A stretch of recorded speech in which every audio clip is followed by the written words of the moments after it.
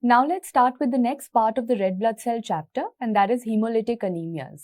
Something that I've always got a feedback from the students that it's a little on the tougher side because it's got a lot of concepts involved and there are so many anemias under it that, putting a concept to each one of them can be a tedious task. We'll try our level best that we can simplify this and learn it as easily as we've learned the previous anemias. So let's get going with the hemolytic anemias, and I know what all of you are waiting for, that where is the hemolysis happening? Where are the red blood cells breaking? So that is, how do I differentiate between intravascular hemolysis, that is IVH. What do you write it?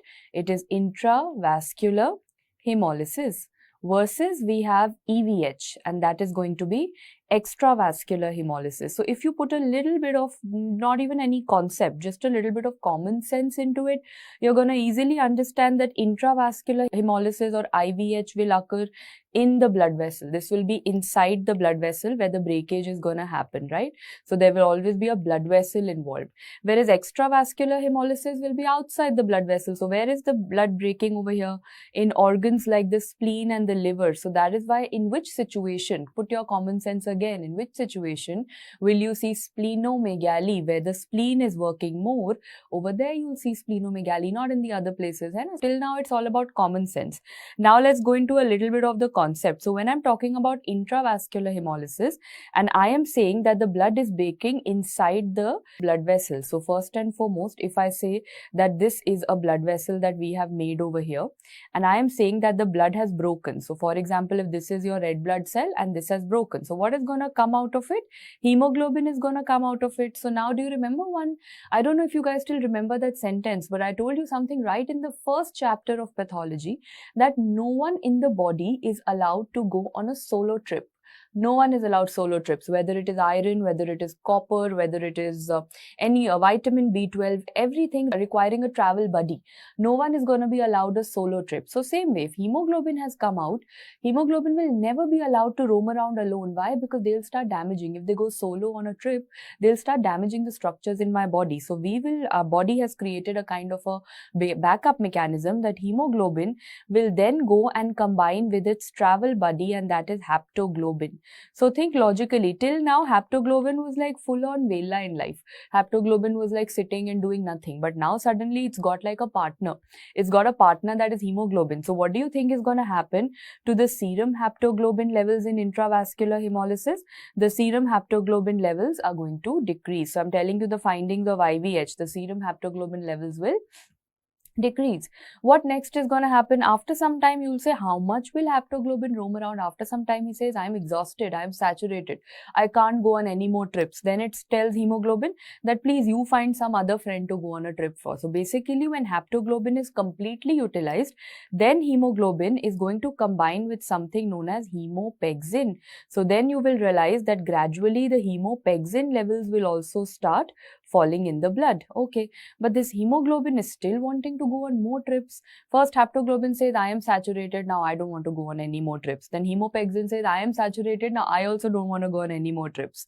So now this hemoglobin says, okay, I will go on a trip with albumin. So this condition, when hemoglobin combines with albumin, is methalbuminemia.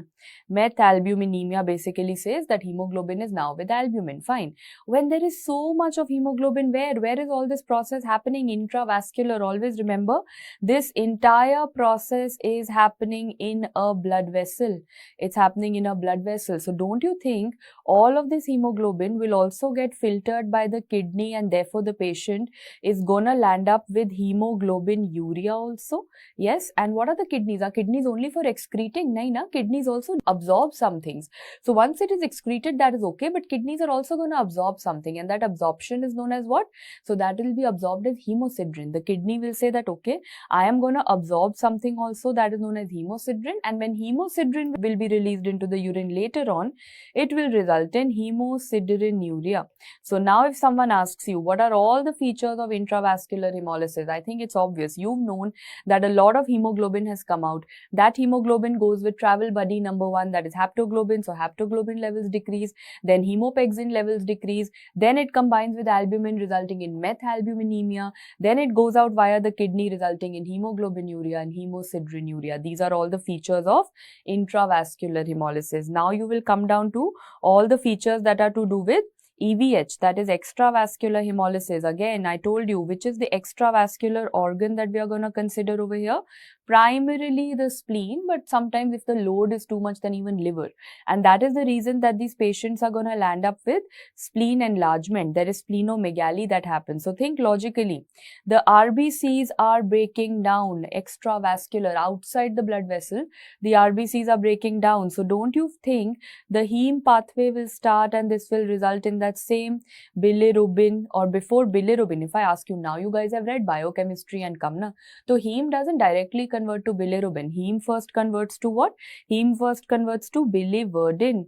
Biliverdin further converts to bilirubin. And which kind of bilirubin am I talking about?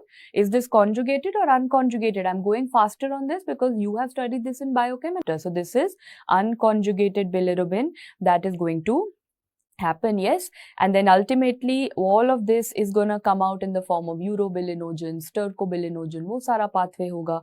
But don't you think that bilirubin can also result in some stones, and that is going to be the pigment stones that you will have, hai na? Pigment stones are also going to be there. One extra edge information that I want to tell you, when this biliverdin production was occurring, then carbon monoxide is also formed. Carbon monoxide is something that is formed during this pathway. So if they ask you which is the only way of our body itself making endogenous production of carbon monoxide.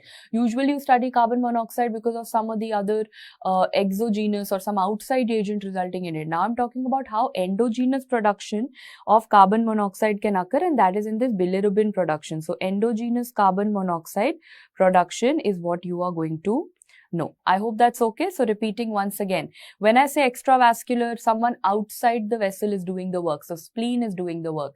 Biliverdin, bilirubin, unconjugated bilirubin is formed. Pigment stones are formed.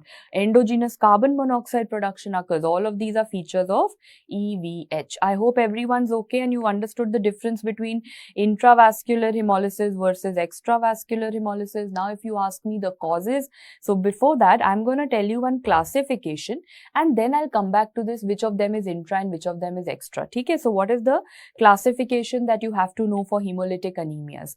Hemolytic anemias are divided, so it's like blame game. You know, that is what I'm going to play over here. I'm going to play blame game. I'm going to blame either something in the red blood cell or something outside. So simple. If you come to me and say that, ma'am, my preparation is totally off track, I cannot study, either I'll find faults in you, that I'll say, okay, you are doing something wrong, so you are the culprit, or I will say, no, you are doing everything right, but maybe your friends are not letting you study. Okay, so there are two faults over here. So first fault is, there is a fault in the red blood cell. There is an intracorpuscular defect that I am talking about. So this means this is the fault in you. Red blood cell are you. So you are at fault. The second one is, you are not at fault. Your friends are not letting you study. So extracorpuscular defect. You have lots of distractions like your friends, in your hostel, in your social media. So it's not your fault, but otherwise there are a lot of distractions. So now, if there is a fault in you, if there's a fault in you, that is intracorpuscular defect, that could either be a condition which is inherited, or it is inherited, some autosomal dominant, some other inheritance, or it is acquired. Let me finish off this acquired, because the question is the only acquired intracorpuscular defect. The only acquired intracorpuscular defect is PNH, paroxysmal nocturnal hemoglobinuria, the only acquired intracorpuscular defect. This means this is going to be a defect in the red blood cell only, but this is not running in the families. This is acquired, right? I'll tell you details about it. Rest all of them are acquired. The rest all of them are inherited in the family. And what does the red blood cell have? Because many students I've seen, they lagao ratta. You don't have to put a ratta of this. You have to just put a little bit of logic into it. What all parts does a red blood cell have? You will say, ma'am, let's draw a red blood blood cell. Iske paas it has a membrane, obviously.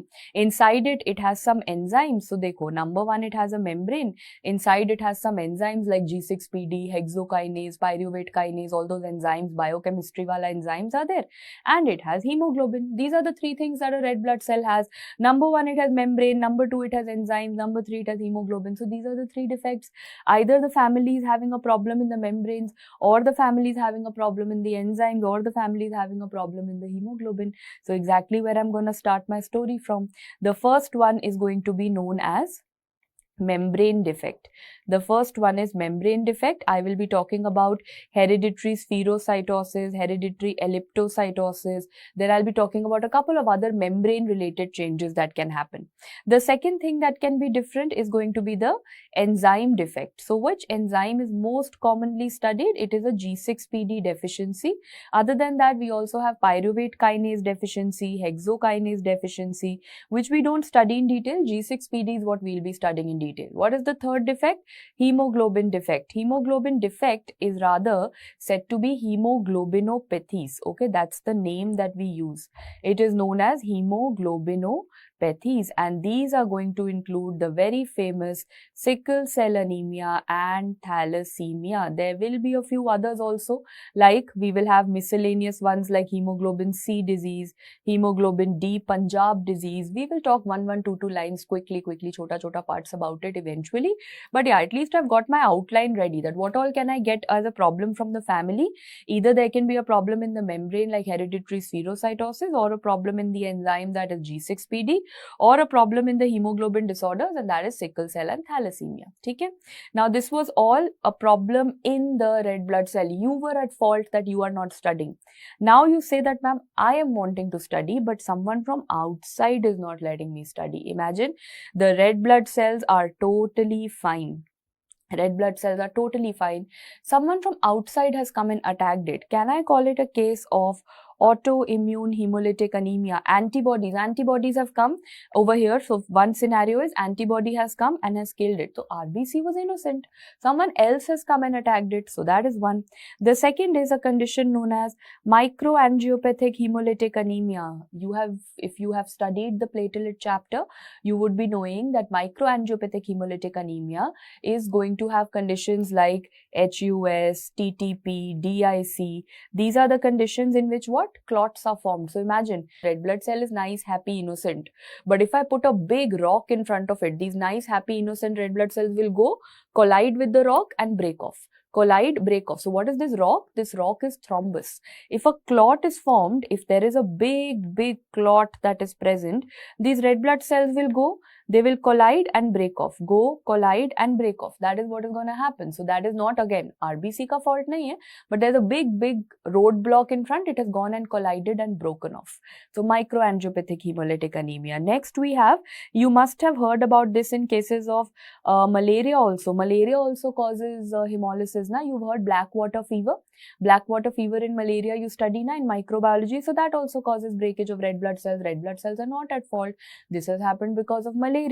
And then you have something known as March hemoglobinuria. Very interesting. There is no definition about it, but who is marching? Who marches? Soldiers are marching. So, this is always something you will come across in soldiers. What do? So, if I take this as the foot of a soldier, okay? When the soldier, the parade, the marching that they do, the march past. So, marching ke time pe, if this is the foot, these are the toes, and this is the heel. So, what do they put on the ground first? The first thing they put on the ground is going to be their soles, very strongly, with a lot of force.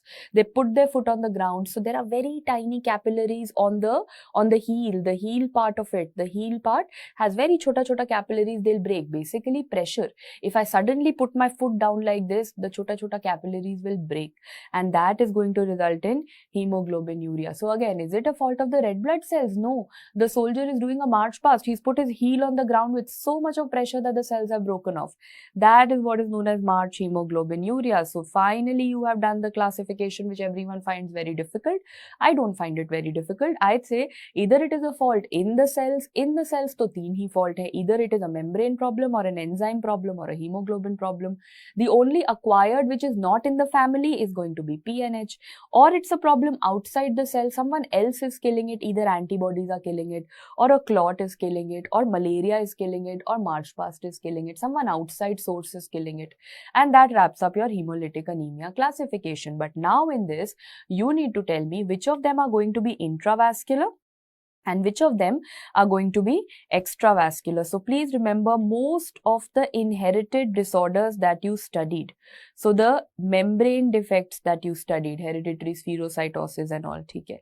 Next, enzyme वाला problem था, मतलब G6PD deficiency. So enzyme defect is extravascular hemolysis. Hemoglobinopathy, sickle cell anemia, thalassemia, hemoglobinopathies, they are also going to be extravascular hemolysis. Also, autoimmune hemolytic anemia, especially of the warm type that I will be telling you, that is also going to be extravascular. So what is left for intravascular hemolysis? Firstly, you have PP. PP matlab paroxysmal nocturnal hemoglobinuria. Then I will be teaching you something called paroxysmal cold hemoglobinuria. And then guys, there is a twist in the story, that is enzyme defects are coming in both places. Enzyme defects are coming in both places. That is G6PD deficiency is both EVH and IVH. Also please note, did I tell you that in the blood vessel, if there's a big roadblock, it will go and break? What was that disease? Were they microangiopathic hemolytic anemias? Matlab HUS, DTP, those are also going to result in intravascular hemolysis. So how have I learned this? That when I'm talking about intravascular hemolysis, 1P is PNH, 1P is PCH, then you have enzyme defect G6PD, so dono hai, so I don't have to learn it separately. And then you have the presence of the microangiopathic hemolytic anemia, that is HUS and TTP. Is that okay with everyone? Yes. So ab going forward, this pathway you have to keep in mind, that if I show you this, you will say all membrane defects, enzyme defects, hemoglobinopathies, as well as autoimmune hemolytic anemia, these are what? Extravascular hemolysis. Whereas all the others that are remaining, that is you have PNH, PCH, or you have a case of microangiopathic hemolytic anemias, these are all intravascular hemolysis. Abhi dheere dheere you will get more clarity on this. This was just your basic to begin with. So what are we starting with first? We are first going to start with the membrane defect. This means I'm going to start with hereditary spherocytosis, but before that, let me teach you what a normal red blood cell membrane looks like. Let's start with the first hemolytic anemia, and that is hereditary spherocytosis. Before beginning with the same, we must understand what exactly do we have in an RBC membrane. So if I ask you what is the shape of a red blood cell, what is the basic shape of a red blood cell, a normal red blood cell? It is biconcave in shape. So you will obviously ask me who maintains that biconcave shape. The biconcave shape is maintained by spectrin. Please learn this as it is. So remember, if someone asks you SP, how are you maintaining, or SPE, how are you maintaining the shape of a red blood cell? You will say it is by SPE, and that is spectrin. Easy na? Shape is maintained by spectrin. So where is spectrin? You can definitely see there is a layer going like this, there are chains going, these are alpha and beta spectrins. Can we all appreciate alpha and beta spectrins? So they are the ones who are making the shape of the red blood cell for all of us. Then if I see one end of the spectrin has some set of molecules, one end of the spectrin has another set of molecules, hai na? So it's better that I learn one of them. Either one side you can learn and everything else on the opposite side becomes there. So on one side you have N-chirin, then you have band 4.2, and then you have band 3. How have I learnt it? 1, 2, 3, 4. 1, 2, 3, 4 matlab. So first I say N-chirin. N-chirin is the first alphabet A, so 1. Then you have 2 and 4, that is going to be band 4.2. There is going to be band 4.2. What are you left with? You're left with the number 3. So then you have band 3 over here. So 1, 2, 3, 4 is one end. Uske baad anything they write band 4.1, or they write actin, or they write anything, something known as glycophorin A, that is going to be at the tail end. That is going to be at the Opposite end. Simple. Let's do once again. A, B, C, D, that is 1, 2, 3, 4. So 1 we have enchirin, then band 4.2 and band 3, this is at the head end. And then everything else like actin, 4.1, glycophorin A, all of them are going to be at the tail end. So if I ask you which out of these is the most abundant protein that you have, the most abundant protein that we have in a red blood cell is going to be glycophorin A. Remember, glycophorin A is the most abundant. Okay? It has a CD marker also, but you don't have to go into that much of detail. So now this was your basic. Let me get into a little bit detail. I am going to ask you first and foremost, can you answer some questions? Which of the protein is responsible for the biconcave shape? What did I teach you? SPE, that is going to be spectrin. Next question. Which is the most abundant protein that you have in this entire membrane? That was glycophorin A. Glycophorin A is the most abundant protein. Yahan tak to theek hai. Now I'm going to ask you about a disease called hereditary spherocytosis. Please remember, in a case of hereditary spherocytosis, what is the most common mutation that you have? The most common mutation is going to be enchirin. The most common mutation is enchirin. However, I know for a fact that hereditary spherocytosis is an autosomal what condition? Go back to your genetics chapter. It's an autosomal dominant condition. In majority, 75-80% of the cases, it is autosomal dominant. Can it be autosomal recessive? Yes. And when it is autosomal recessive type of hereditary spherocytosis, that is when we land up with spectrin mutation. So let's do a recap. If I just get a simple question, what is the most common mutation in hereditary spherocytosis?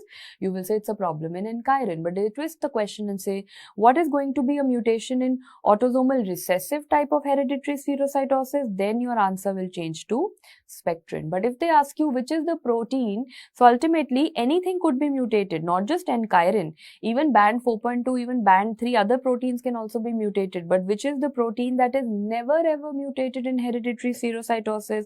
Again, that is going to be glycophorin A. So what are the two questions that you're going to get for glycophorin A? Question number 1, this is the most abundant protein and it is never ever mutated in HS. Now, before I go into pathophysiology details of HS, please note there is something known as band 3 defect. Band 3 matlab yahan par, right at the edge of the red blood cell, protruding out. So when that band, that edge is problematic, something is going to protrude out. Please remember, band 3 defect. Can you see this kind of a cell which is making a mushroom? Can you all appreciate this? It's making a tiny, as if someone has pinched it out. Pinched it matlab pincer. So remember, band 3 defect is going to be associated with a cell that is known as the pincer cells, and many people refer to the pincer cells as the mushroom cells also. But yeah, mushroom to everyone can look like, it's looking like a mushroom, but examiner will ask you the exact name for it. So remember, pincer cell is going to be for the band 3 defect. All said and done, chota words are done. Now I'm going to start with the main disease, and that is hereditary spherocytosis. I just asked you what is the inheritance. The inheritance in 75% of the cases is autosomal dominant, and a very tiny percent of the cases are autosomal recessive. When it is a case of autosomal dominant, the mutation that you have is the most common, that is enchirin.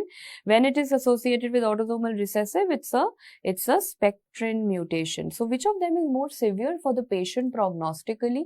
So if I don't just forget hereditary spherocytosis, go back to your genetics. Autosomal dominant versus autosomal recessive. Which of them is more severe? Always recessive is more severe. This is always and always gonna be the more severe version of hereditary spherocytosis. Recessive diseases are always more deadly, more severe. Now let's understand the pathophysiology, because you guys know that this is to do with spherocytes. So spherocytes matlab kya? Please note that when I'm talking about the pathogenesis or the pathophysiology, we know that there is a membrane defect. If there is a membrane defect, what is going to happen when these cells pass through the spleen? when these cells are going to pass through the spleen, why am I focusing on spleen? Because spleen ka blood vessels, go back to your anatomy, spleen ka blood vessels are very, very thin. To go through a very tiny little, if I tell you that you have to walk through a very tiny little lane, you will have to squeeze yourself left, right, and then you'll go through that lane, hai na?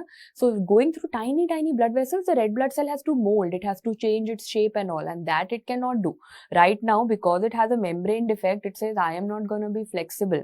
So there is basically a reduction in the surface area to volume ratio.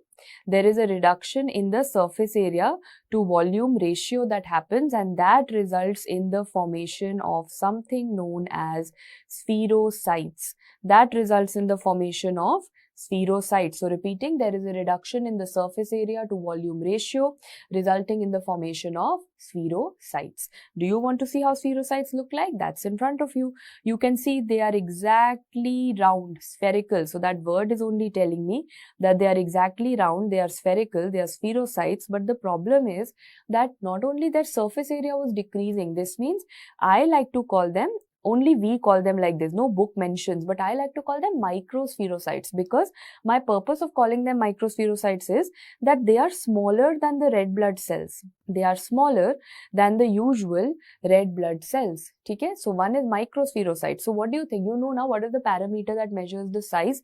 You will say this means, ma'am, the MCV is going to be low. The MCV is going to be low. Okay, coming to the next. Do you notice something weird apart from them being spherical? Do you see they're totally filled with hemoglobin? They don't have any pallor. Normally, I always say that my red blood cell is going to have a white space in the center. They don't have that space in the center. Why? Because please note that in this entire process of hereditary spherocytosis that I was telling you, as these cells are like initially the normal cells were like this. As they are gonna become smaller, there is going to be water loss that is going to happen. As they become smaller, you will realize that the cell has given out a lot of water. There is water loss. So imagine from a place, if all the water goes out, what is going to happen to the concentration of the hemoglobin inside?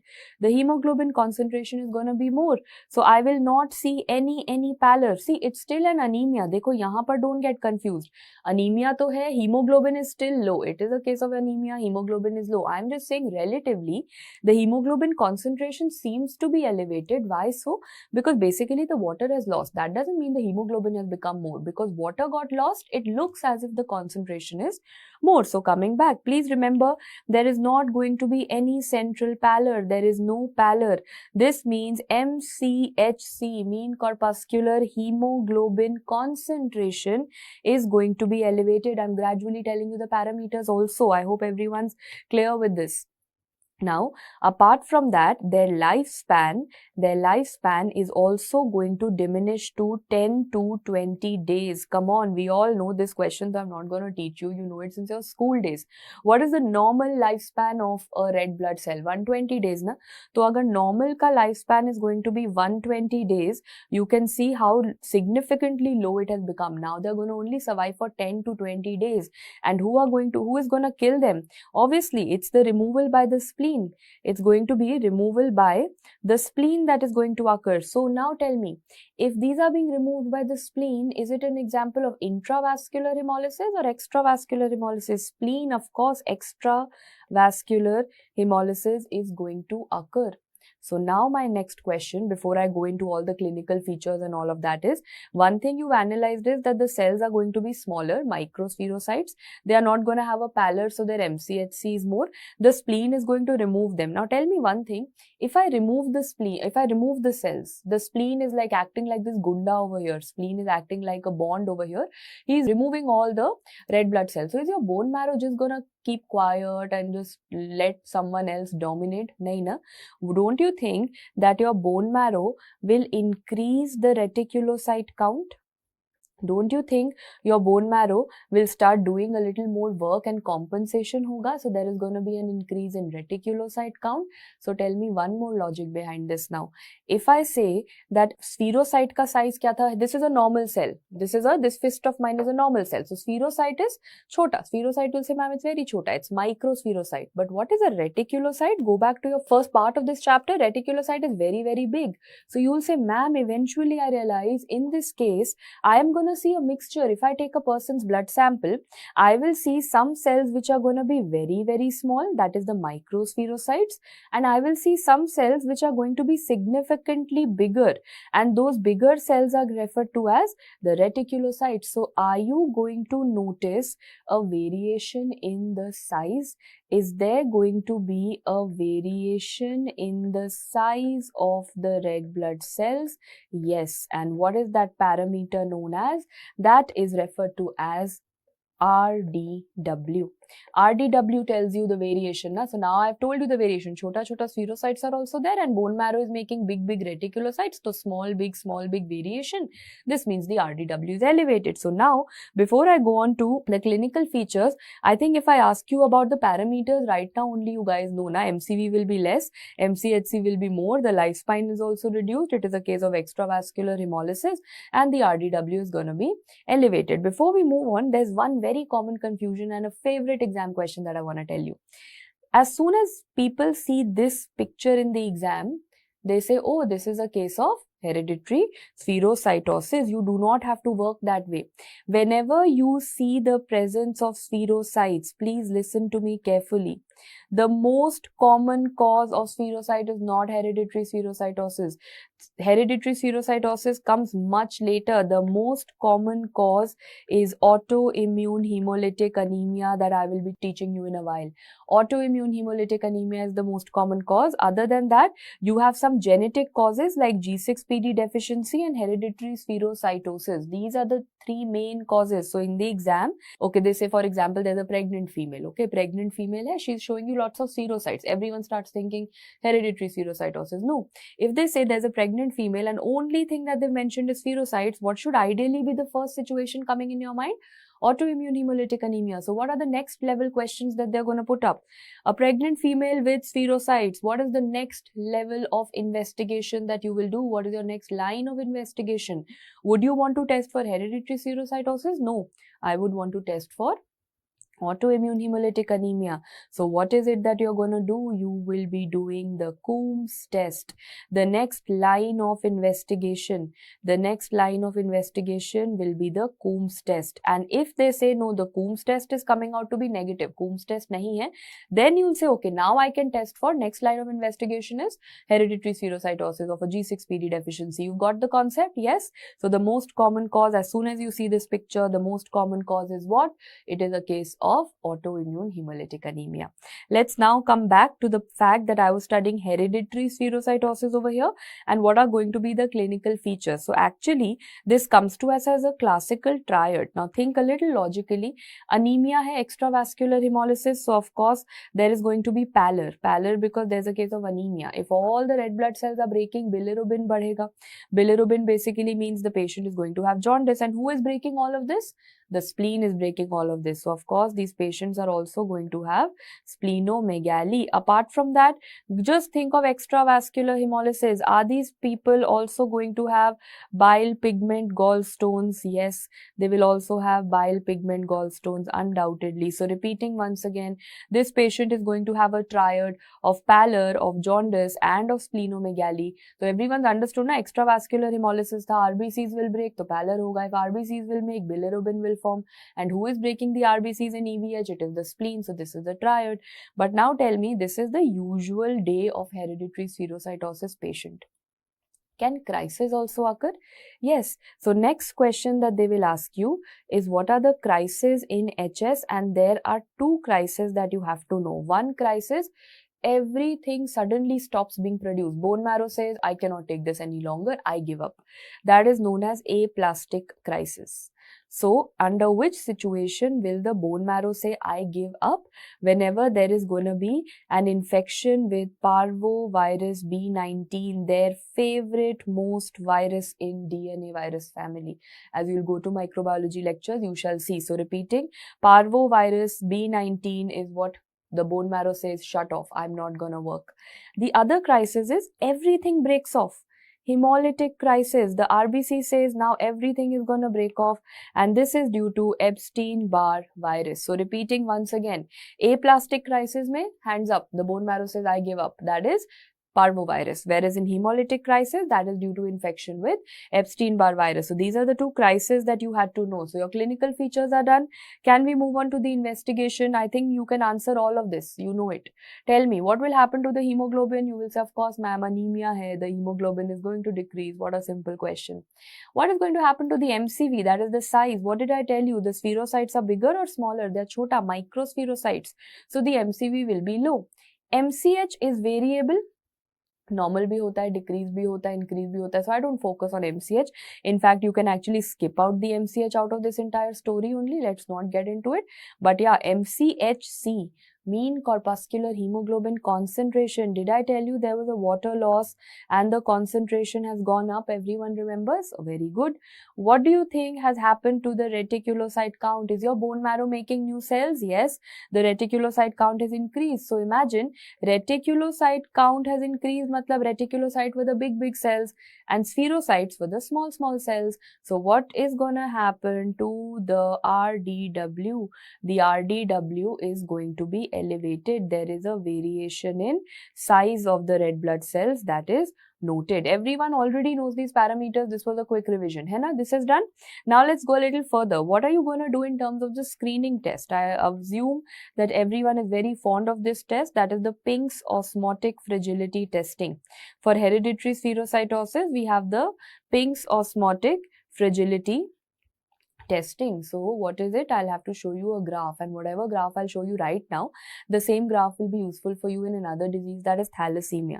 So here you go with the graph, and this is a screening test. Okay, so pehle to the name of this test is OFT, osmotic fragility testing. I want all of you to see the normal, how you and I normal cells behave.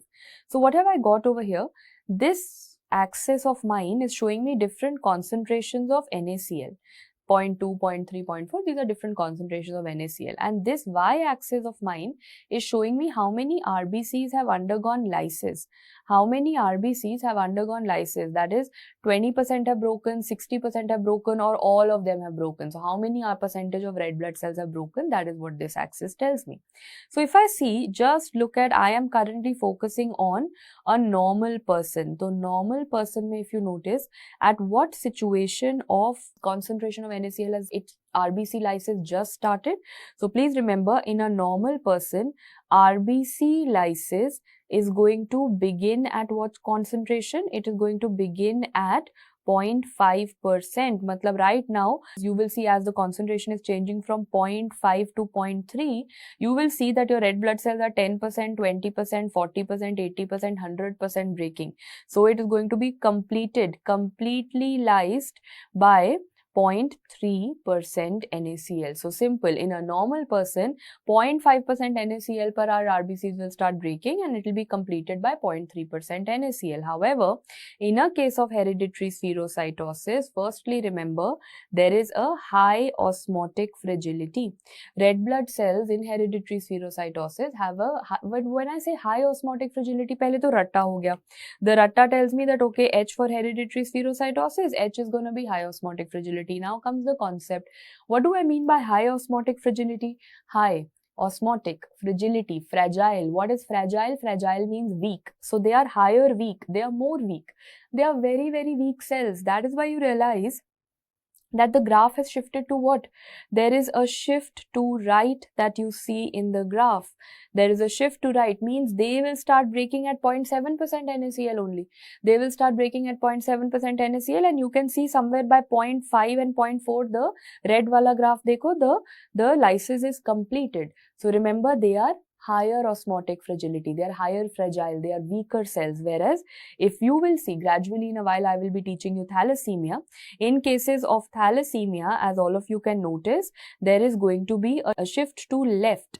Shift to left that you will see. Why? Because I will tell you in a while that thalassemia cells have reduced osmotic fragility. They are less fragile, they are less weak, matlab they are very strong. I have learned thalassemia cells are very tough. They are not fragile, they are very tough. So easy to learn, na? Hereditary spherocytosis is going to have a high osmotic fragility, whereas thalassemia is lower because thalassemia cells are very tough. ठीक है, with everyone, this was osmotic fragility testing. Once again, I will talk about this test when I come to thalassemia, but for the time being, in HS, we have studied that yes, hereditary spherocytosis is going to have a high osmotic fragility. That was my concept. Okay, now this was a screening test. This was not a confirmatory test. What are the confirmatory tests that we are doing? There is number one known as the EMA test that you have, and the other one is known as ectacytometry. The other one is known as ectacytometry. So when we talk about this EMA test, you know what is EMA? EMA is a dye. EMA is known as eosin 5 malamide testing. EMA is known as eosin 5 malamide testing. Eosin 5 malamide क्या होता है? Eosin 5 malamide written. You should be able to analyze कि अच्छा, this was the EMA testing that they were talking about. What is EMA? EMA is going to be a dye that binds to, it is a dye that binds to band 3. It is a dye that binds to band number 3. So that is how it is going to give color, but it will give dye hai na, color hoga, some color it will give, but it will only give color if the membrane is normal na. In you and me, in a normal membrane, it will give a color, but over here it's a membrane defect and chirin ka problem hai. So is the color of a normal cell versus HS cell going to be the same? No. And you can see this technique in front of you. Firstly, ye kaun sa technique hai? This is a flow cytometry, and you will be like, no way ma'am, I have seen that flow cytometry का जो graphs है, they look like this, dot dot dot, ऐसा graphs you get. What is this peak graph that you're getting? Exactly what I want to tell you. Flow cytometry shows you two types of graphs. When you see that dot dot wala graph, that is known as dot plot analysis. And when you see this spiky graph, like you see in PSM, that is known as histogram. So what kind of a graph are you seeing over here? You're seeing the histogram wala graph over here. This is flow cytometry. For what? For eosin 5 malamide testing. Now look at the purple color, which is the control, normal. Can you see in a normal person how much of color you've got? You got a peak, reference peak, how much of color you've got. Whereas in a case of hereditary spherocytosis, can you see the peak has gone lower? Obviously, because it's a problem hoga, so dye is not going to give you the same color, na? That is exactly what you had to know. So remember, EMA testing is a testing which is done on flow cytometry, eosin 5 malamide testing. There's another test called ectacytometry. You don't have to know the machine or any details about it. You just have to know that this is a test in which RBCs are, and I'll give you a mnemonic also. In this is a test in which the RBCs are subjected to stress. Basically, you know na, ab indirectly screening test, baby test taught you one thing. Baby test taught you that cells are extremely weak. Itna you know. So now you realize that if they are weak cells, as soon as I will put them under any kind of stress, they will break. Matlab these cells are like a NEET PG or an FMG student just 2 days before the exam, very, very weak. Little bit stress comes and you have a mental breakdown. है ना? These are like those kind of students. बिल्कुल 2 दिन पहले when you're very, very anxious. That is the situation with hereditary spherocytosis. They are very, very weak. So you'll put them to stress and they are going to break off. That is what you are doing in this set. So remember Ekta Kapoor serials you've seen. So Ekta Kapoor serials are always very, very stressful, where every shot is shown 3 times and they have these random reincarnations and I don't know what all happening out here, which doesn't make any logic. So a lot of stress, and that background music also is very, very, those drums and all that they keep playing, very stressful music, stressful situation, people dying, reincarnations, what not happening. So Ekta Kapoor wala jo test hoga, that is the test which is measuring the stress condition. And EMA test is the one that is being done on flow cytometry. If you have to pick one, you will always pick up the EMA test. Now, on that note, the only thing that you're left with is what is the treatment of hereditary spherocytosis. Guys, it is a genetic disorder. I cannot help it. Genetics matlab permanent. But I know who is killing the red blood cells, which is the graveyard. You said it was a case of extravascular hemolysis and the spleen was killing the red blood cells. So what am I going to do? I'll remove the graveyard. I'll do a splenectomy. I'm going to do a splenectomy. Now, there are two things. Prior to a splenectomy, am I wanting to give some vaccinations? Yes. Prior to splenectomy, you are going to give some vaccinations for which? For the capsulated organisms, because I hope you remember, spleen helps you fight against capsulated organisms. So, if the spleen is removed, you will be at a risk of capsulated organism infection. So, be it the meningococcal or be it the pneumococcal, these all have to be given, right? So, or hemophilus. So, all these capsulated organisms ka vaccination, pneumococcal, meningococcal देना है. What is the next one? The next one that you have to know is what is the problem, or people believe that, oh, acha, splenectomy has been done.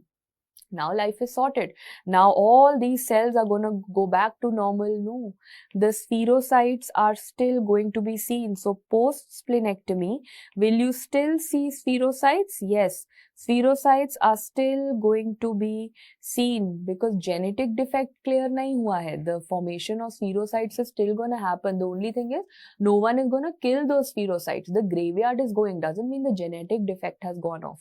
So the spherocytes will still be seen. Only thing is that the patient will not have this extravascular hemolysis will not occur. The cells won't break off easily. Okay? So this is what you need to know. The treatment is splenectomy. This was also one of the recent exam questions in 2023, the FMG paper. So that's sorts of hereditary spherocytosis for us. Now, on that note, although this is not to do with genetics, but because I'm talking so much about membrane related and shape related problems, there is one or two more conditions or shapes that I want to share with all of you. This has nothing to do with hereditary spherocytosis, but it's important because it gets you a lot of questions. There is a cell which is known as echinocyte, and then there is a cell which is known as acanthocyte, and so many times I have seen students getting confused between these two. Pehle to you have to know their names. Echinocyte is also referred to as a Burr cell, and acanthocyte is also referred to as a spur cell, and most students firstly get confused which is Burr and which is spur. So remember, the way you write E is the same way that you make a B out of it. Now make a B out of it. So matlab echinocyte is going to be a Burr cell. Echinocyte is going to be a Burr cell. Whereas, do you know what is the meaning of the word acantho and spur? Inka matlab kya hota hai? Acantho and spur basically means spikes. These basically contain spikes. So now I know which is the red blood cell which is going to show you aisa spikes, big random spikes like this. That is the spiky wala, spur wala, acantho. Acantho word also means spike, spur also means spike. So all of these have spikes in them. So can you all see this cell over here? Can you see those spikes coming out of it? Yes, the nice spikes coming out of it. So this is what? Is this acanthocyte or echinocyte? This is going to be acantho, spur, spiky wala cell. What about an echinocyte? Echinocyte ko humne bola Burr. Burr matlab blur. What is blur? I have learned blur means the entire membrane is going to look like this, zigzag, chota zigzag. So if you look at this cell over here, this cell over here, this cell over here, they are going to be all going to be blur wala, echinocytes that are seen. Okay? Now you've understood their identification. You won't get confused in their terminology. You know echino or Burr cell is blur. It is going to be blur all throughout. Acantho and spur means spike. So that is going to show you spike. Now you just need to know the conditions. So remember that your echinocyte ka E le lena. That is one thing that you can help me with. And Burr cell ka you can take the B and you can take the U out of it. Bas, your mnemonic is ready. B for Burns, you see this in Burns patient. U for uremia, kidney failure, uremia patient. And E for if there are EDTA changes which are very, very prominent. You will say, what is this? B for Burns, to samajh aa gaya, Burns patient. Uremia, we understand, ma'am, that is a case of kidney failure. What are these EDTA changes that you're telling me? Remember, I'll give you a story. For example, if you are an intern and I tell you that abhi it's, it's 9 o'clock in the night and you quickly have to take the sample from a patient and give it to a path lab. Pretty much the life of an intern. Anytime you can be told to do anything. So 9 p.m. you were told, take the sample, send it to the path lab. You took the sample. As you were going to the path lab, your friend met you outside the canteen and said, Kyare, don't give this sample, movie dekhne chalte hain. Let's go and watch a movie. So you've gone with that sample and that friend, you've gone to watch a movie and you come back late night and then early morning you realize that, oh my God, the HOD is going to come on rounds and I did not give the sample, only I don't have the report with me. So you come rushing towards me in a path lab and you say, ma'am, this is the sample, bas abhi I have taken it out. It's very, very urgent case, ma'am, emergency hai, give me a report ASAP. I see the sample and I see there are lots of aisa zigzag wala cells. And I'm like, okay, so many Burr cells. I ask you, listen, have you come from the Burns department? You say no. Then I say, have you come from the urology department? Is this a case of kidney failure? Is this uremia? You say, no, ma'am, patient to just came with meningitis. Ya kuch something totally different. Then I ask you, what was the real time when you collected the sample? And then you tell me the real thing that, oh, ma'am, actually, I collected the sample yesterday night and then I went went for a movie. So this sample was in EDTA for almost 8 to 10 hours, and that is why maybe you are seeing all these cells. So this is not a disease in the patient, this is my fault. Then you tell me the real thing. So we pathologists can many a time catch when the intern has taken the sample. So that is what I mean by EDTA changes, and I think this might be one of the most relatable stories in your life. So echinocyte in EDTA, B for burns and U for uremia. Sorted. Where do you see acanthocyte? Very, very simple. Bas A ka A is all that you have to do. Acanthocyte is seen in a condition known as A beta lipoproteinemia. A beta lipoproteinemia. Okay? So A for A is how we learn it, and that wraps up. So although these were nothing to do with the hereditary serocytosis, the reason that I've got it here is these are all membrane related problems that I want you to know in one place. That wraps up all your membrane defects. Now we can go on to the next family, that is enzyme defects, and that is G6PD deficiency. So what do you have to know over here? When I'm dealing with G6PD deficiency, I have already taught you some things. G6PD deficiency has an inheritance which is X-linked recessive, and whenever I say X-linked recessive, which is the gender which is more commonly affected, boys are more commonly affected. This we studied in our genetics chapter, hai na? So G6PD deficiency. So the name is only telling me the patient is going to be deficient in G6PD. How nice, how simple. Now you will tell me that what are the precipitating factors, because you know deficiency, the word is so subjective. Deficiency could be 20% deficiency, 40% deficiency, 60% deficiency. Everyone has different grades of deficiency. So if someone has only 20% deficiency, he will not show you symptoms all the time. Someone who has 60% deficiency will show you more symptoms. So there will always be some precipitating factors, and those precipitating factors, number one, are going to be fava beans. Number one are going to be fava beans. Where are they consumed? They are consumed in the Mediterranean region. They are consumed in the Mediterranean region, that is fava beans, and that is why sometimes when it is because of consumption of fava beans, you call it favism. This is also referred to as favism because it's consumption of fava beans. That is one. Another thing is any kind of maybe an infection, or it could be to do with fever. So fever ho gaya, infections ho gaya, they can also precipitate. But one drug is very, very important, and that drug is the anti-malarial drugs. Anti-malarial drugs, hydroxychloroquine. I'll tell you something even more, one of the recent things that you all went through when there was the first wave of COVID. Do you remember we were all as healthcare workers given a prophylactic medicine, which later on they said that that did not have a role in prevention of COVID, but at that point of time they had said hydroxychloroquine has a prophylactic effect and it can prevent you from contracting severe COVID. So all the healthcare workers were given a course of hydroxychloroquine, but like even I and many others consumed hydroxychloroquine. But they said at that point of time that before you consume hydroxychloroquine, please get one blood test report. Even we, despite working in a path lab, we had to get our own blood test done, and we had to prove that okay, our G6PD levels are normal. Anyone who had G6PD deficiency or G6PD levels were low, that person was not given hydroxychloroquine. Why? Because hydroxychloroquine can act, it's an anti-malarial drug, it can act as a precipitating factor. If a person already, because hydroxychloroquine kya karta hai? Hydroxychloroquine basically decreases your G6PD levels. If you have a person who already has low G6PD levels and you give him hydroxychloroquine, his G6PD levels will fall further. He will end up showing you the anemia symptoms, and that is what you don't want. So anyone who had low levels of G6PD was not given hydroxychloroquine medicine. However, that entire practice came pretty much futile because later on it was found that hydroxychloroquine had no effect or no role in the prophylaxis of COVID. Coming to the next, because there are precipitating factors, this means this disease is not going to be a 24/7 disease. It's not going to manifest all the time. It is going to be an intermittent disorder. When I say it's an intermittent disorder, is till the time the person will keep consuming fava beans, he will show the symptoms. Till the time the person is consuming anti-malarial drugs, he will show the symptoms. Till the time he has fever and infections, he will show the symptoms, and after that he's going to come back to normal.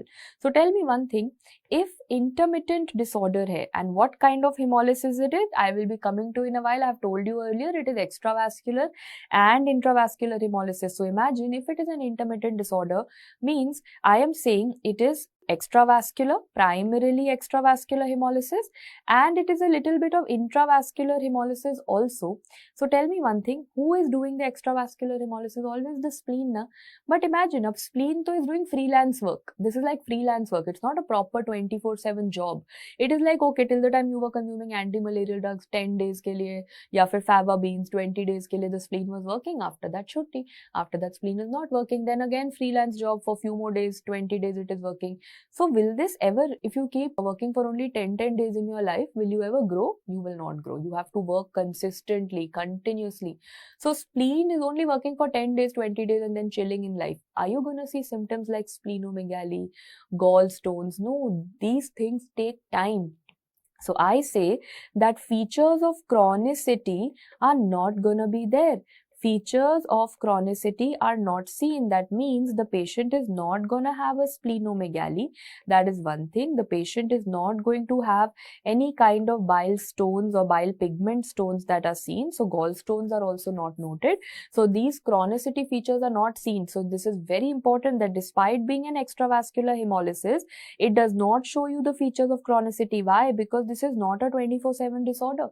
This is an intermittent disorder. Till the time the precipitating factors are there, it will work. Otherwise, it will not work. So what did I tell you about it? I told you that this is going to be an intravascular and extravascular hemolysis. But how is it actually happening? What is the pathophysiology or the pathogenesis, for which all of you will have to remind me a little bit about what? You will have to remind me a little bit about biochemistry. So if you all remember that I am talking about glucose changing to glucose 6-phosphate. We all know that glucose 6-phosphate, and that changing to 6-phosphogluconate. I'm not going to write the entire pathway. No. I'm not dwelling into biochem. I think for my life, path and micro is enough. So yes, jokes apart, glucose changes to glucose 6-phosphate. That changes to 6-phosphogluconate, and that is by the enzyme G6PD. And why do I say that beforehand? Because I've got innumerable requests from students for teaching two subjects, and that is biochem and pharmacology. And that is something that I personally also never used to like when I was in my MBBS. So I don't know what the future holds if I would ever teach them. But right now, this is the only bit of biochem that I'm going to teach you. So glucose changes to glucose 6-phosphate, changes to 6-phosphogluconate. That requires G6PD. I'm telling you a normal pathway. When this G6PD is there, I think everyone knows in this process, NADP changes to NADPH.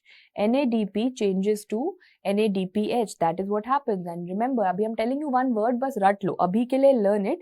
NADPH is autofluorescent. It has a property of shining on its own.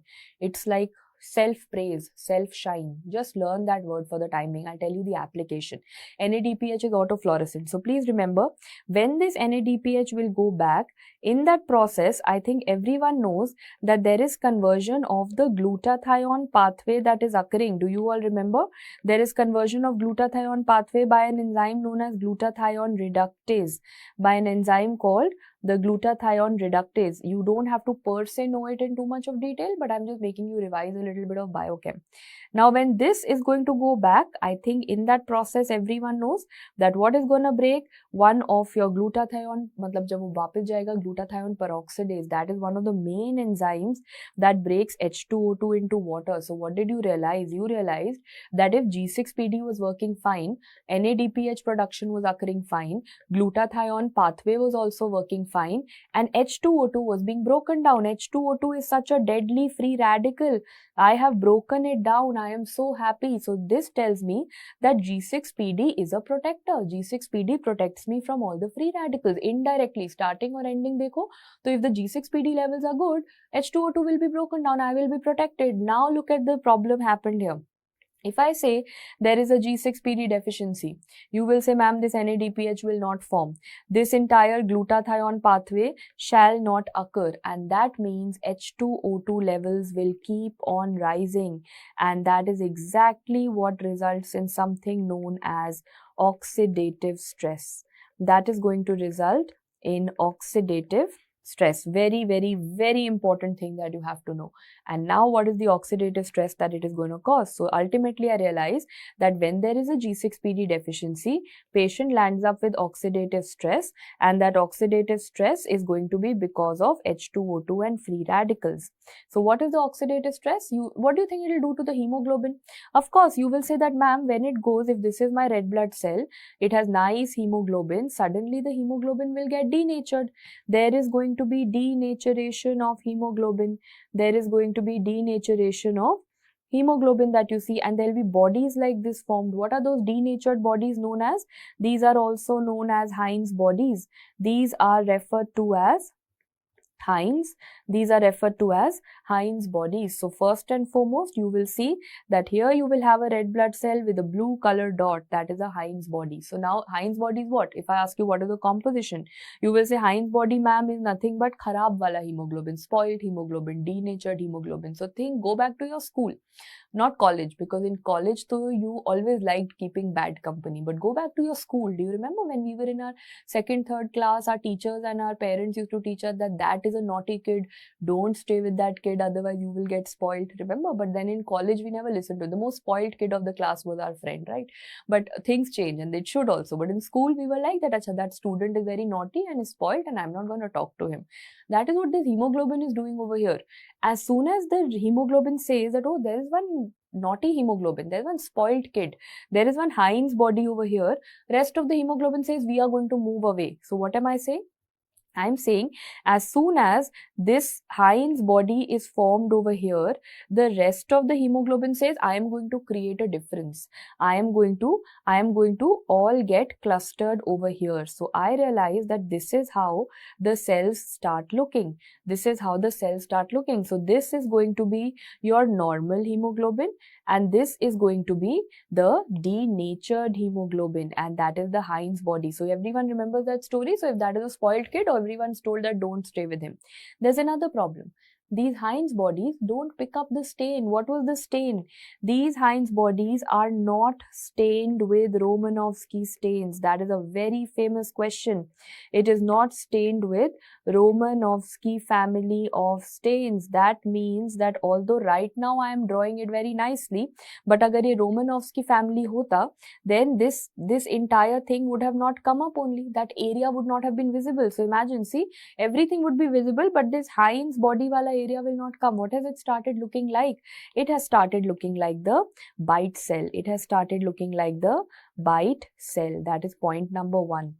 Point number one, bite cell, which many people believe that bite cell is predominantly because the spleen has bitten it off. That's a very, very, very minor way. Real bite cell reason I'm telling you here, that the Heinz body is not going to be stained with Romanovsky stain. So this is how the area looks like. It looks like a bite cell. Bite cell is referred to as a degma site. Bite cell is referred to as a degma site. Yahan tak theek hai? Everyone's okay with this up till now. Now you realize that, ma'am, is it always and always going to be bite cell is always and always because of this hemoglobin, normal hemoglobin taking a distance? Primarily, yes. But also please remember that a part of these cells, ultimately, why are you calling it a case of extravascular hemolysis? Because who is killing it? These are going to be destroyed by whom? These are going to be destroyed by the spleen. They are going to be destroyed by the spleen. And what did I teach you? If the spleen starts eating them, they will start becoming chota chota. If I start eating bits and parts of this, the cell will start getting chota chota. So am I going to have a case of spherocyte also that is formed over here? And go back to your list of spherocytes. Go back to your list of spherocytes. Have you studied that spherocytes are seen in three conditions? Most common cause, autoimmune hemolytic anemia. Next two causes, hereditary spherocytosis, which we've studied, and G6PD deficiency that we are studying here. So ultimately, if I tell me the three stat findings of G6PD deficiency. Number one, Heinz body. What is it made up of? Romanovsky stain. Number two, there are going to be bite cells or degma site. Number three, you're going to see spherocytes. These are the three main findings. Now I'll tell you advanced questions. Question number one, bite cell is degma site. There are so many D's in RBCs that I'm going to teach you. Gradually, I will teach you all. But abhi ke liye remember, the first D is degma. Then later on, I will teach you drepanocyte. I will teach you dacrocyte. So many of them. So confusion hoga na? Bite. Bite is known as degma, dog bite. That is how you're going to learn it. So dog, dogma site. Okay, dog bite is how we learn it. Dogma site is, degma site is a bite cell. Then rest of the D's I will tell you in a while. That was one advanced question, mnemonic basically. Question number 2 is, I told you that a hind's body cannot be stained on Romanovsky stain. Dikhega nahi. So why did you guys not ask me that, ma'am, how will you see a hind's body? Where will you see a hind's body? So now look at these pictures. So have a look at this first. Look at these first two pictures that you have. These two pictures first. This is the usual stain that we've used. This is the usual stain, and that is the Romanovsky stain. So what all can you see on a Romanovsky stain? Can you all see that bite cell? Yes, can you all see the bite cell happening? Bite cell hai matlab what cell do you want to call it? Do you want to call it a degma site? Of course, yes, we can all see the bite cell. Next, apart from bite, it can take some other shapes. This one is looking like a blister, as if you know one hole. What must be that hole? What is that hole? That must be that hind's body which has not picked up the stain. That is the hind's body ideally over here which has not picked up the stain. Same way for a bite cell, yahan par hoga hind's body which has not picked up the stain. So now you're understanding the concept na. This is referred to as a blister cell. So repeating once again, we are seeing the presence of bite cells or degma site. We are seeing the presence of blister cells. But the main problem is you are focusing on the main thing, that is hind's body. But till now I have not seen the hind's body only, because Romanovsky does not allow me to see the hind's body. So please remember, hind's bodies are not seen. They ask you this question so often. Hind's bodies are not seen on a Romanovsky stain. They are not seen on a Romanovsky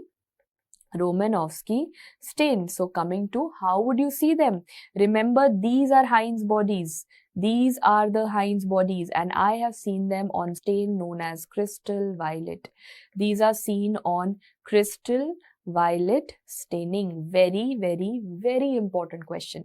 So in the exam, you first have to pick out, and you can see now the stain is looking a little different. It has that bluish alag sa background. It's not like the usual Romanovsky red wala slides, and these single dots that you're seeing. So the two questions on hind's bodies are in front of you. Question, or actually I can ask you three questions. Question number 1, which anemia? You're going to see it in G6PD deficiency. Question number 2, what is the composition? It is made up of denatured hemoglobin. Question number 3, what is the stain for it? It is the crystal violet stain.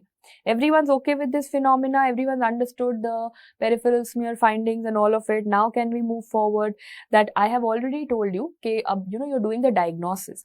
If you're doing the diagnosis of G6PD deficiency, I have told you all the peripheral smear findings.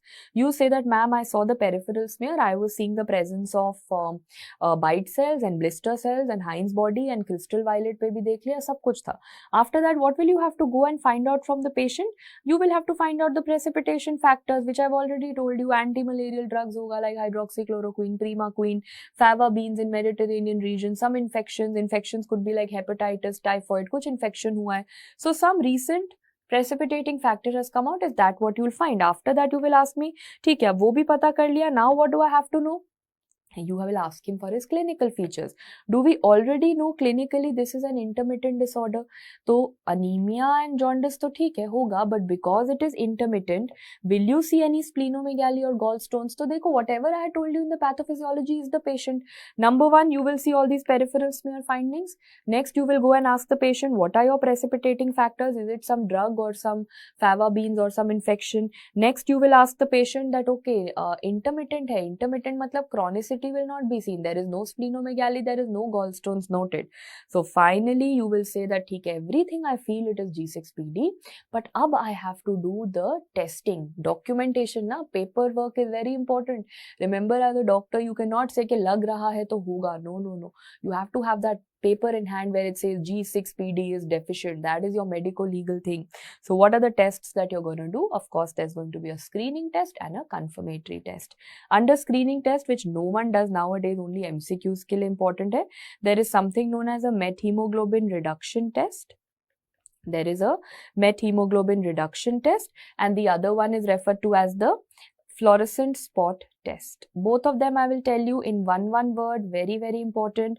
Methemoglobin reduction test and fluorescent spot test. So pehle let me show you methemoglobin reduction test. Don't get too baffled by the fact that I have shown so much of information in one slide. Itna kuch yaad karna hai ma'am? No. I just want to ask you one thing. I will ask you the situation of a normal person and you will only answer this because common sense se aayega. And next I will ask you the situation of a G6PD deficient person. When I'm talking about a normal person, please note that in a normal person, as you notice, if I say this is a normal hemoglobin kya color hota hai? Obviously, what a question, ma'am. Normal hemoglobin ka red color hota hai. If I add some nasty chemicals into it, for example, I add sodium nitrite, you will say, ma'am, now my hemoglobin will change. Now my hemoglobin will change to methemoglobin, and methemoglobin is brown in color. But if you're a normal person has G6PD, and G6PD is like my protector. G6PD is like a guard. He is gonna say that aise kaise, how can someone come and just change your blood to methemoglobin? I will get it back. So if I say that the G6PD levels are normal, is this going to come back to red color? Yes. So you will say that theek hai, on adding sodium nitrite, initially the color did change to brown, methemoglobin bana, but my G6PD was normal, so my brown color came back to red. I am starting may be red, ending may be red. My hemoglobin will always remain red because I have G6PD. But if this patient was G6PD deficient, imagine initially the red color hemoglobin changed into the brown color methemoglobin. Why? Because what did I add in the blood? I added in the blood something known as sodium nitrite. I expected G6PD hoga, it will come back to normal, but G6PD is not there.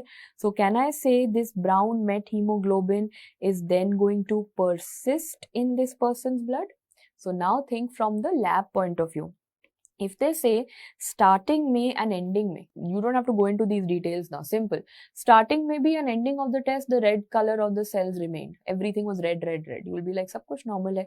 But if they say the person's blood is showing you a brown color, if there is a brown color, this means the blood is deficient. You know na, so how to pick up G6PD deficient? It is basically by the brown color. Now problem is, you know what happens in the exam? Students just look at these test tubes, 2 test tubes, and they say, oh, one red color, one brown color. Ye to urine sample hoga. And they mark this as a case of paroxysmal nocturnal hemoglobin urea. They forget to read that this red and brown color is not of the urine, it's not hemoglobin urea, it is the red color and brown color of the blood. Such a silly mistake happens, which is, it happens in the exam because you're so anxious and under so much of stress and pressure. But yeah, now I've told you that catch and that glitch, you will not do that mistake. You will read कि अच्छा ये blood में हो रहा है, so this must be the methemoglobin reduction test. So that is the first one that you had to know. The second screening test is fluorescent spot test. I've already taught you way back in the pathophysiology. I taught you that there was one particular thing which was shining on its own. What was that thing? It was NADPH. So do I say when I have normal G6PD levels and normal NADPH hoga, that is going to show me fluorescence. That star is for shining, that is going to show me fluorescence. But if G6PD is deficient and this NADPH is not going to form, then there's going to be dull, black. I've kept it black. Black matlab this is going to be dull, totally dull. So think logically, simple. Fluorescence hai to normal, fluorescence nahi hai to abnormal. How easy is that? If fluorescence is seen, this means everything is normal. If fluorescence is not seen, this means this is abnormal. So tell me, dekho. यहाँ पे I can see very nice bright color fluorescence. This means G6PD hai, normal person. In these 3-4 of them, suddenly I see the color is very dull kind of color. Matlab G6PD is not there. Here the color is bright, G6PD is there. So simple as that. That is why what do I call it? I am testing for fluorescence, so I call it a fluorescent spot test. And now I want to ask you a question from microbiology. Whenever I use anything to do with fluorescence, be it a fluorescent spot test or a fluorescence microscope, what is the light that we use? So if I take my blood prick, prick kara, finger prick kara, blood liya, what will I keep the blood under? I will keep it under ultraviolet light, because whenever I want to pick up fluorescence, I have to use ultraviolet light. ये तो basic concept है. So this is going without saying, मतलब ये तो logic से आ जाएगा. There's no worry about it. But all in all, whether I talk about methemoglobin reduction test or I talk about fluorescent spot test, both of these are what kind of tests? They are screening kind of tests. No one does them nowadays. Please note, nowadays just one confirmatory test is done, and that is just simply keep it simple. Na?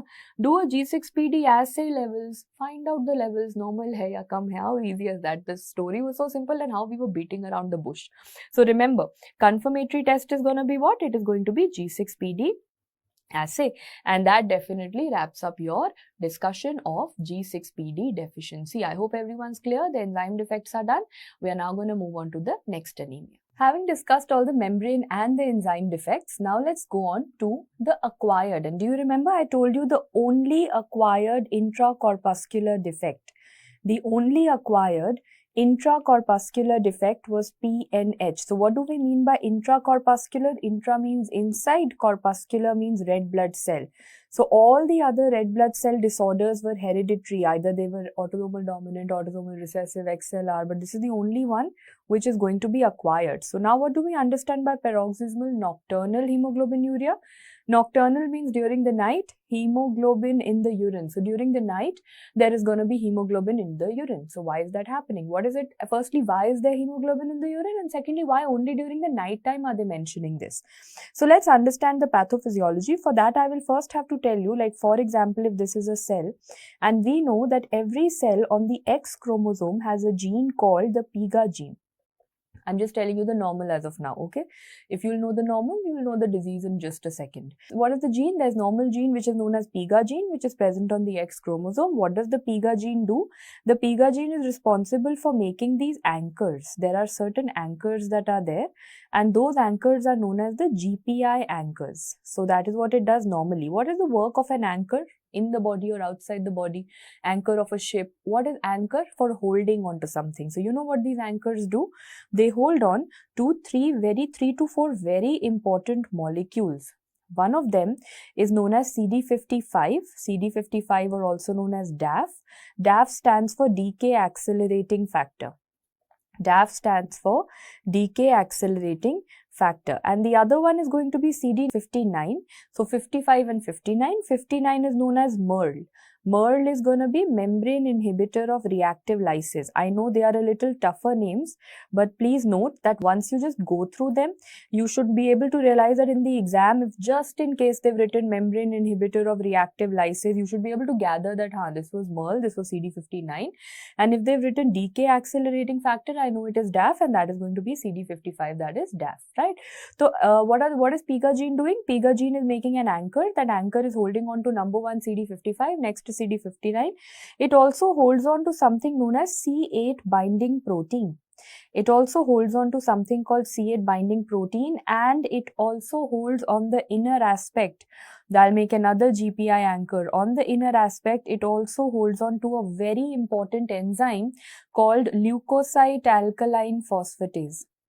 It also holds on to leukocyte alkaline phosphatase, and this concept I have told you once again when you go to the WBC chapter also. So now going forward, so what is there? I've understood the basic point.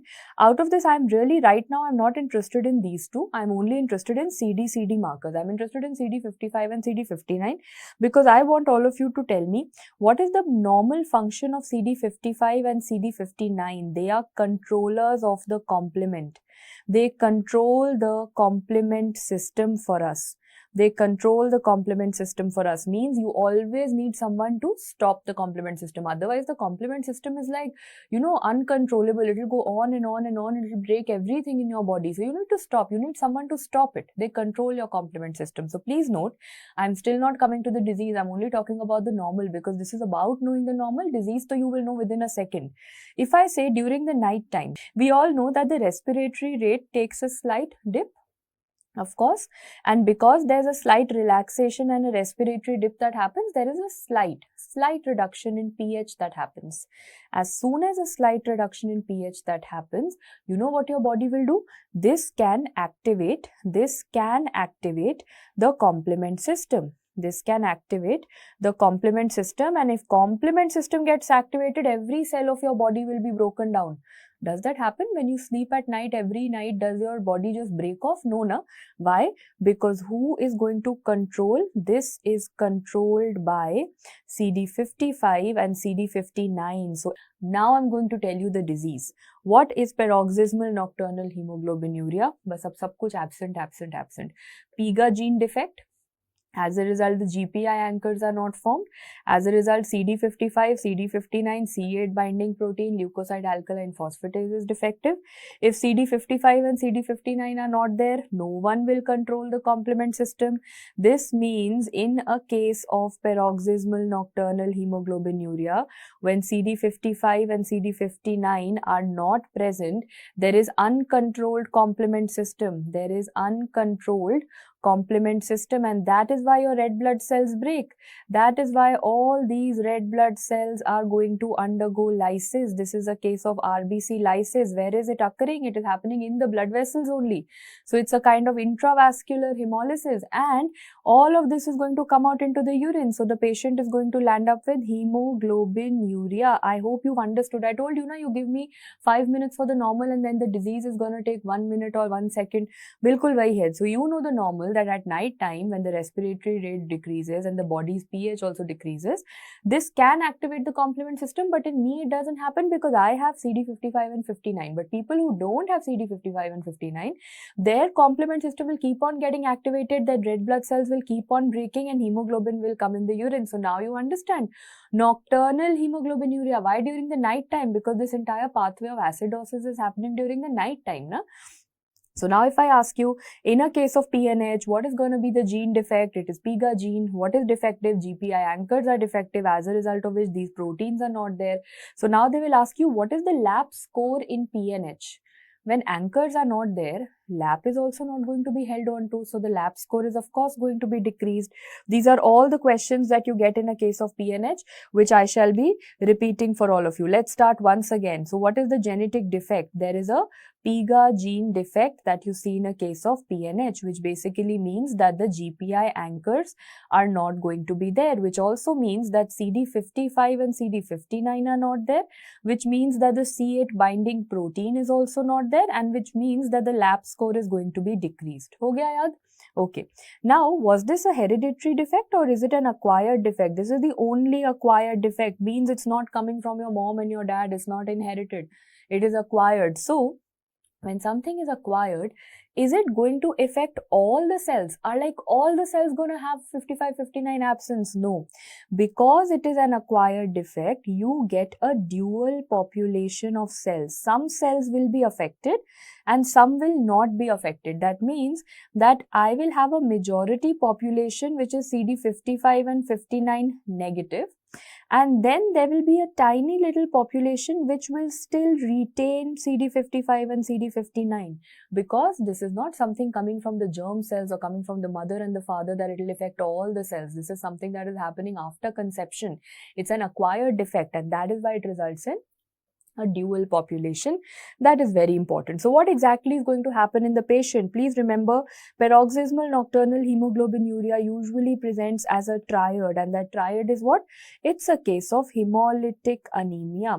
Of course, I know that. It is a case of hemolytic anemia, and more so, it is a case of intravascular hemolysis. If you ask me that this is obviously because of CD55 and CD59, but ज़्यादा effective कौन सा होता है? Actually, remember CD59 or MERL. CD59 or MERL is actually the more common and the more important one that you have. So it's an intravascular hemolysis. Point number 1. Point number 2, please also note that in this situation, there is also a process of endothelial damage. When I say endothelial damage, this means the patient is also going to land up with thrombosis. There can be cerebral vein thrombosis. This can be hepatic vein thrombosis. I think everyone knows hepatic vein thrombosis is known as Budd-Chiari syndrome, hai na? And thrombosis, in fact, is said to be the most common cause of death. Why would a patient die? The patient will never die of a hemolytic anemia. Patient will actually die of clot formation, thrombosis, cerebral vein, hepatic vein.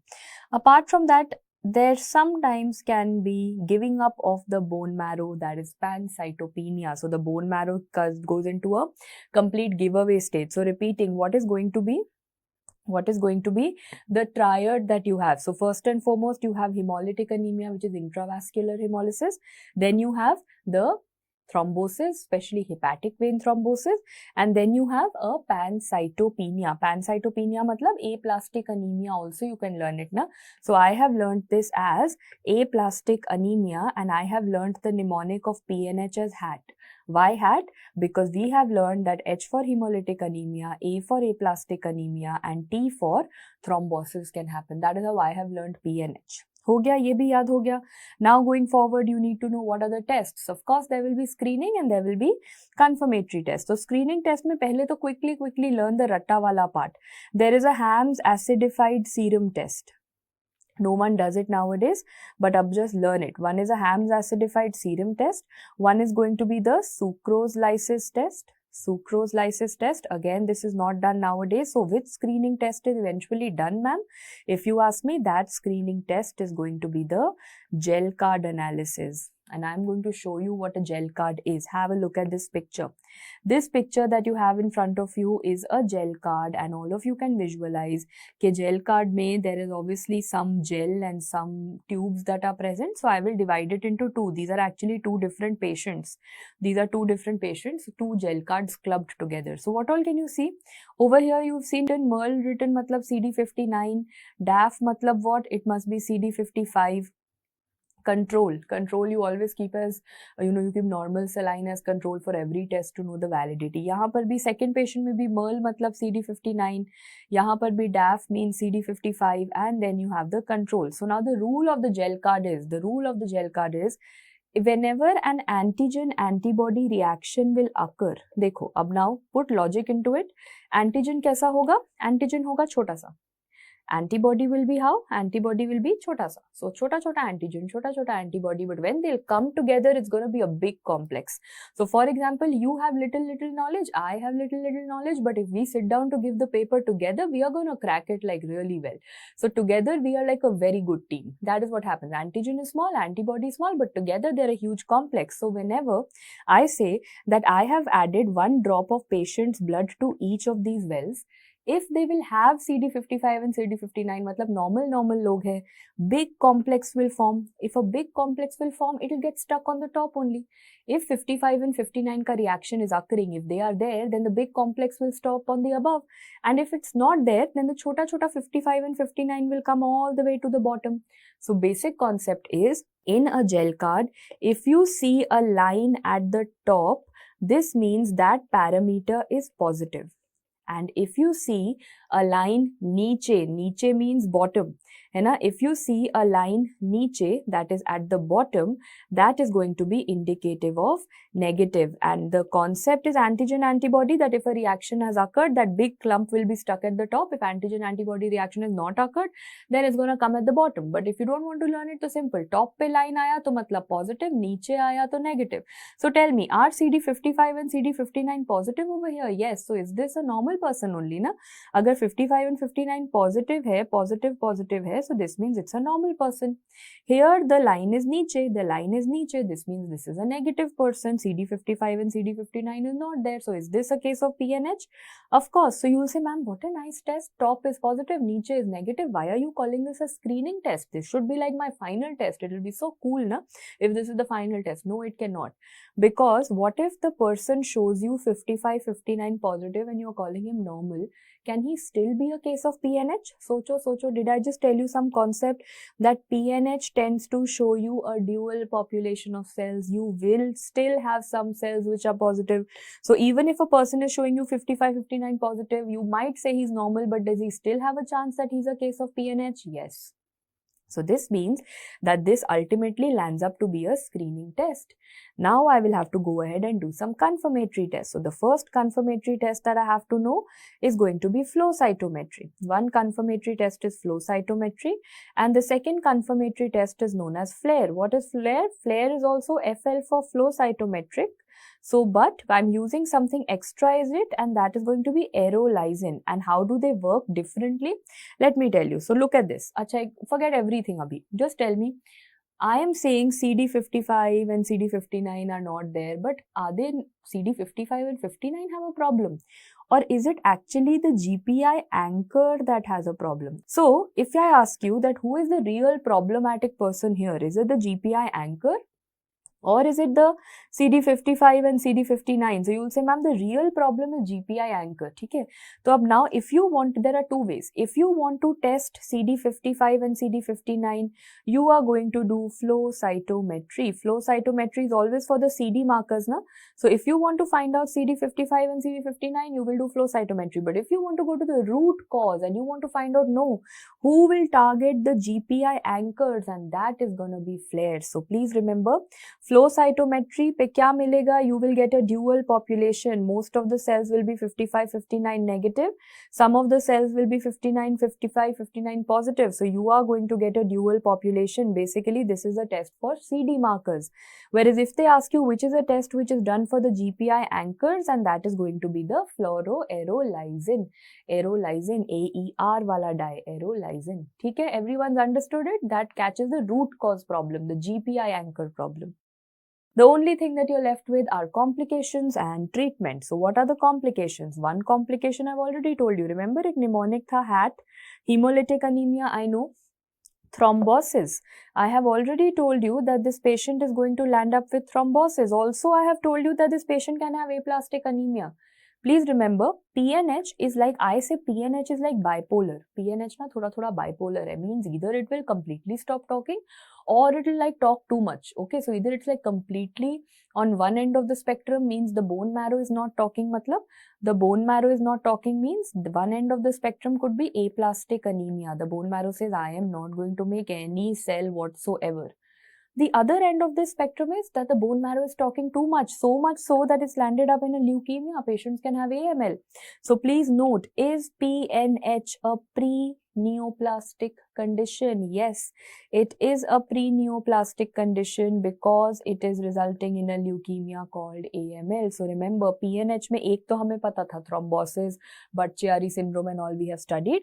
The other point is that PNH on one end can result in complete shut-off. Bone marrow will say, I'm not talking to you, aplastic anemia, or the bone marrow is going to talk too much, cancer cells banayega, and that is going to be AML. So PNH can go this side, that side, bipolar disease.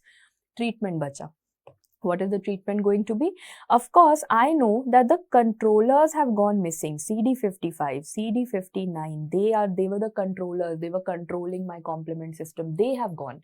So what should I do? I should get something when basically every exam hall has two invigilators. Na? When one invigilator goes on a break, the other invigilator comes. So these were your invigilators. They have gone. So I'll get another invigilator now. The treatment is by a drug which is FDA approved, and that is known as eculizumab. What is eculizumab? Eculizumab is basically it's a C5 inhibitor. It is going to be a C5 inhibitor, and it is going to inhibit the complement system. So it will not let the complement system work. So ideally what this invigilator had to do, I've got another invigilator now, that is eculizumab. But just note one thing, कि eculizumab is a drug. If it works, so it works. If it doesn't work, then hematopoietic stem cell transplantation is always going to be the end step. But ठीक है, वो तो हर जगह होगा ना. Stem cell transplant is the end treatment for every hemoglobin or every hematological disorder. The question that you get in medicine is a lot of logic over here. Eculizumab, which is a C5 inhibitor, means the complement system will not work. Complement system will not work, matlab membrane attack complex will not form. When membrane attack complex does not form, that puts us at a risk of which infections?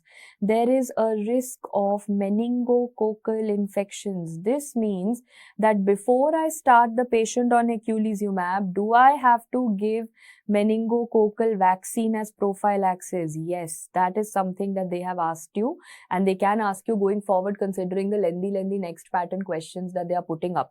Give meningococcal vaccine as a prophylaxis because you are expecting that once you start eculizumab and the complement system will not work, MAC will not form, patient ko meningococcal infection hoga. So give a meningococcal vaccine as prophylaxis. That wraps up your discussion of PNH, paroxysmal nocturnal hemoglobinuria.